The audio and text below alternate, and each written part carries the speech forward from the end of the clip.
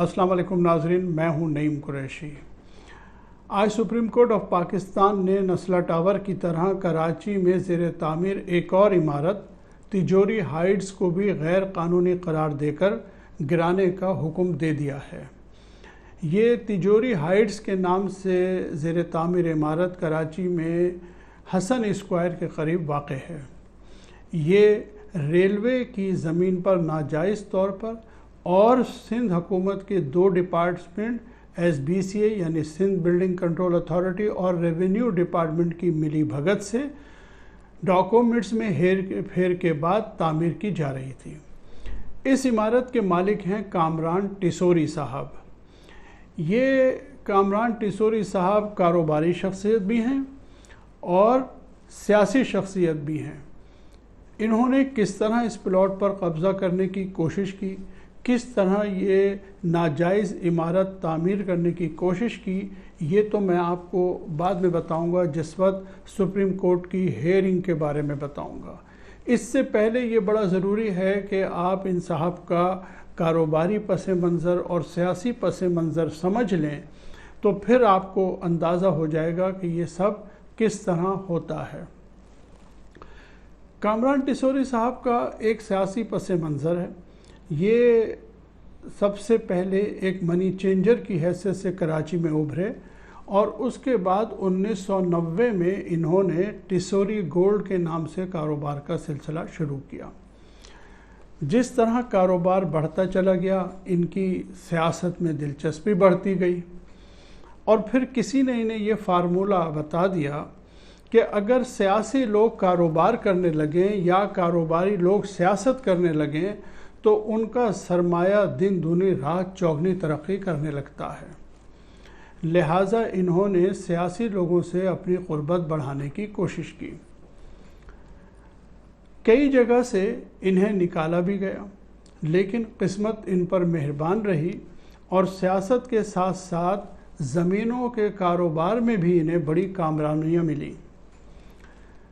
2000 में मुशर्रफ साहब के दौर में जब अरबाब रहीम सिंध के वज़ीर आला बने तो इन्होंने किसी तरह उनसे क़ुर्बत हासिल कर ली और वो क़ुर्बत इतनी बढ़ गई कि एक ऐसा वक्त भी आया कि सिंध के छोटे मोटे वज़ीर आला से मिलने और अपने काम निकलवाने के लिए इनके पास हाजिर होने लगे। लेकिन फिर जल्दी मुबैना तौर पे कहा जाता है कि अरबाब रहीम और इम्तियाज़ शेख में इनकी ज़ात शरीफ जो है वो इख्तलाफात का सबब बन गई और इन्हें वहाँ से निकलना पड़ा।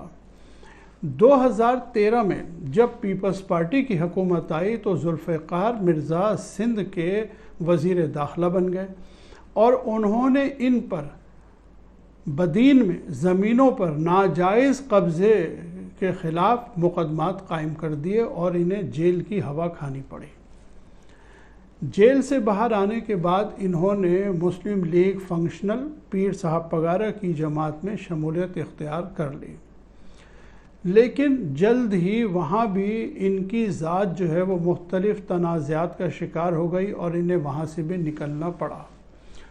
फिर इन्होंने MQM में शमूलियत की कोशिश की, लेकिन उस वक्त MQM के कुछ ताकतवर लीडरों ने, जिनमें हम्माद सद्दीकी, आदिल सद्दीकी और बाबर गौरी जैसे पुराने लीडर शामिल थे, उन्होंने इनकी शमूलियत की मुखालफत की। लिहाजा ये उस वक्त तो शामिल नहीं हुए, लेकिन 2017 में इन्हें कुदरत ने एक मौका दे दिया। MQM पाकिस्तान जो है वजूद में आ गई और इनको इस बात का मलका हासिल है कि इन्होंने फारूक सत्तार को जो है वो शीशे में उतार लिया और इस तरह ये MQM पाकिस्तान में शामिल हो गए।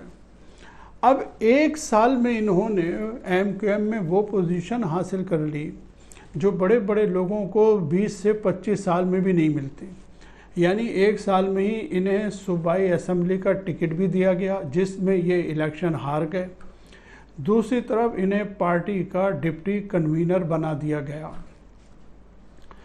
अब जब ये MQM में आ ही गए तो जाहिर है कि इन्होंने ये सारी पोजीशन हासिल करने के लिए पैसा पानी की तरह बहाया। تو پھر ایم کیو ایم کے طور طریقے بھی اپنانے تھے اور وہ پیسہ بھی وصول کرنا تھا۔ لہٰذا انہوں نے اس زمین کو جو ہے وہ شاید غیر پارلیمانی لفظ ہے، تاڑ لیا یا تاک لیا یا تلاش کر لیا۔ انہوں نے ریلوے کا یہ پلاٹ جو تھا وہ تلاش کر لیا، اور سندھ حکومت کے جو ڈپارٹمنٹس ہیں ان کا یہی کام ہے، سندھ حکومت کا یہی کام ہے کہ ایسے لوگوں کو پیٹرونیج کرتی ہے، ان کے ساتھ مل کے زمینوں پہ قبضے کروا دیتے ہیں۔ بعد میں سپریم کورٹ کے باہر کھڑے ہو کے چیف منسٹر صاحب کہتے ہیں کہ جی ہم تو عمارت گرانے کے حق میں نہیں ہیں، ہم تو ان مظلوموں کے ساتھ ہیں۔ نہ کبھی وہ ایس بی سی کے افسران کے خلاف کارروائی کرتے ہیں، نہ اپنے وزراء کے خلاف کارروائی کرتے ہیں۔ لہٰذا ان سب نے مل کے اس پلاٹ پہ قبضہ کر لیا اور تعمیرات شروع کر دی۔ یہ سب کیسے ہوا؟ یہ آج ہمیں بتایا ہے سپریم کورٹ کے ججز نے۔ سندھ حکومت تو کسی غلط کام کو روکتی ہی نہیں ہے، اس لیے یہ ہمیں اطلاع کہاں سے ملتی ہے؟ یہ بھی ہمیں آج سپریم کورٹ کے ججز کی مہربانی سے پتہ لگا کہ یہ کیس کیا ہے۔ اب میں آپ کو بتاتا ہوں کہ سپریم کورٹ کے عزت مآب ججز نے آج کیا فرمایا ہے اس پلاٹ کے حوالے سے۔ یہ جی میں نے ڈیٹیلز سپریم کورٹ کی ہیئرنگ کی یہ ڈیٹیلز ہیں جی، جو یہ میں آپ کو سناتا ہوں جی۔ سپریم کورٹ رجسٹری میں ریلوے اراضی پر عمارت تجوری ہائٹس کی تعمیر کے خلاف کیس کی سماعت ہوئی۔ جسٹس اعجاز الحسن نے وکیل تجوری ہائٹس رضا ربانی سے کہا کہ آپ کو ملکیت منتقل ہی نہیں ہوئی، اگر ترمیم کی اجازت ملی بھی تو سروے 190 کو ملی۔ آپ سروے 188 میں ترمیم کا دعویٰ کیسے کر سکتے ہیں؟ آپ ایک پراپرٹی کی جگہ دوسری پراپرٹی کا ایڈریس کیسے لکھ سکتے ہیں؟ رضا ربانی نے کہا کہ زمین سندھ حکومت نے پرانے مالک کو الاٹ کی تھی۔ جسٹس اعجاز الحسن نے کہا کہ زمین کسی کی بھی ہو مگر فی الحال آپ کی نہیں ہے۔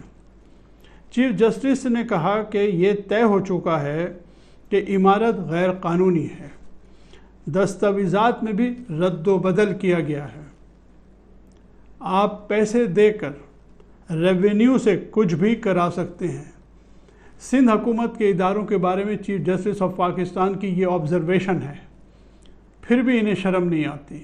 وہ کہتے ہیں کہ ریونیو ڈپارٹمنٹ سے کچھ بھی کرا سکتے ہیں۔ سپریم کورٹ نے عمارت گرانے سے متعلق وکیل سے جواب طلب کرتے ہوئے پوچھا کہ کل تک کلائنٹ سے پوچھ کر بتائیں خود گرائیں گے یا ہم حکم دیں۔ یہ نہ ختم ہونے والا سلسلہ ہے۔ اب یہ آپ اندازہ لگائیں، سپریم کورٹ کے چیف جسٹس فرما رہے ہیں یہ نہ ختم ہونے والا سلسلہ ہے، اگر نہیں رکا تو کبھی نہیں رکے گا۔ جو بھی اسٹرکچر ہے ہم ڈیٹونیٹر سے گرانے کا حکم دیں گے۔ جج صاحب کے ریمارکس کیا تھے؟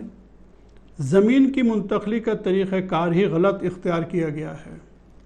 یہ بلڈنگ بھی فارغ ہو گئی۔ اراضی ایک سروے نمبر سے دوسرے سروے نمبر میں کیسے منتقل ہوئی؟ سرکاری محکموں میں ٹائٹل تبدیل ہوا ہوگا مگر قانون کے تحت نہیں۔ سرکاری محکموں پر دعویٰ کریں، وہ آپ کی مرضی ہے۔ سروے نمبر 190 سے اراضی سروے نمبر 188 میں غیر قانونی طور پر منتقل ہوئی۔ اراضی منتقلی کا جو طریقہ کار اختیار کیا گیا وہ جرم ہے۔ وکیل رضا ربانی نے کہا کہ میری موکلہ شائستہ کے نام زمین منتقلی پر قانون کے مطابق کارروائی ہوئی۔ جسٹس اعجاز الحسن نے ریمارکس دیے کہ سروے نمبر 188 کی کوئی سیل ڈیڈ ہی نہیں۔ وکیل رضا ربانی نے کہا کہ میری موکلہ نے تو صرف اراضی خریدی ہے۔ اب آپ اندازہ لگائیے، کراچی سرکولر ریلوے کی کروڑوں روپے کی قیمتی اراضی پر تجوری ہائٹس کے نام سے تعمیرات کرنے والے رہنما کامران ٹیسرو پر پاکستان ریلوے پولیس نے مقدمہ درج کر لیا۔ 2500 گز سے زائد اراضی کو خالی کرانے کی تیاری شروع ہو گئی اور پولیس نے مقدمے میں کامران ٹیسوری کو نامزد کر دیا ہے۔ یہ صورتحال ہے جی۔ اس طرح ملی بھگت سے سروے نمبر 188 کو 190 کر دو، 190 کو 188 کر دو، اور اس کے بعد اگر اتفاق سے یہاں پر بھی کچھ لوگ رہ رہے ہوتے تو پھر یہی شور مچایا جاتا۔ اس وقت کوئی آدمی بھی ان ڈاکومنٹس کو نہ دیکھتا، نہ کوئی یہ کہتا کہ جس نے جو جرم کیا اس کو اس کی سزا ملے، بلکہ یہ کہا جاتا کہ جناب لوگ اس میں رہ رہے ہیں، وہ کہاں جائیں گے۔ میں پھر اپنی بات پہ قائم ہوں۔ نسلہ ٹاور کے حوالے سے میں نے جو کچھ کہا تھا، جو کچھ عرض کیا تھا، بہت سارے دوستوں نے کمنٹس میں مجھ سے کہا کہ کوئی بھی یہ نہیں کہتا کہ نسلہ ٹاور کو گرنا چاہیے، آپ کیوں کہہ رہے ہیں؟ دیکھیے، میں نے تو 2 دن پہلے بلکہ 1 دن پہلے کل میں نے کہا تھا، اور آج سپریم کورٹ کے چیف جج صاحب بھی یہی کہہ رہے ہیں کہ یہ سلسلہ تو کبھی بھی نہیں رکے گا۔ حقیقت یہ ہے کہ 1 یا 2 عمارتوں کو گرانے سے بھی یہ مسئلہ حل نہیں ہوگا۔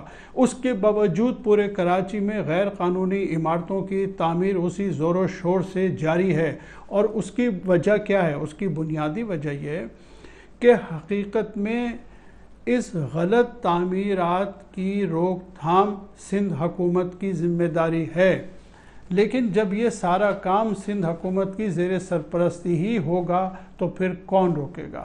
ہم نے آج تک کبھی بھی وزیر اعلیٰ سندھ سے یہ نہیں سنا کہ انہوں نے کراچی میں غیر قانونی تعمیرات کے حوالے سے کوئی پریس کانفرنس کی ہو۔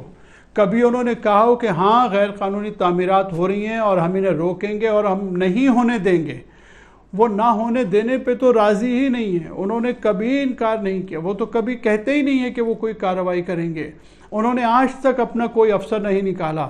وہ نسلہ ٹاور کے باہر آ کے تقریر کر سکتے ہیں لیکن اپنے ایک افسر کو بھی باہر نہیں نکالیں گے، اس لیے کہ وہ اس جرم میں برابر کے شریک ہیں۔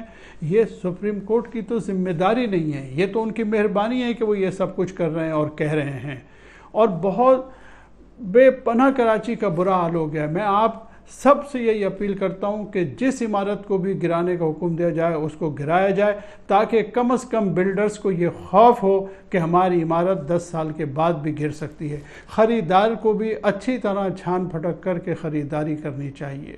نسلہ ٹاور، بے شک یہ لوگوں کی بات صحیح ہے، میرا بھی یہ مطالبہ ہے، میری بھی یہ خواہش ہے کہ جو لوگ رہ رہے ہیں انہیں ٹائم بھی ملتا، انہیں پہلے پیسے دیے جاتے تاکہ وہ اپنی جگہ کا بندوبست کرتے۔ لیکن جو دوسرا پہلو ہے اس پہ بھی ہمیں غور کرنے کی ضرورت ہے۔ ناظرین، آج تک کے لیے اتنا ہی، اگلی ویڈیو تک کے لیے اجازت دیجیے۔ اللہ حافظ۔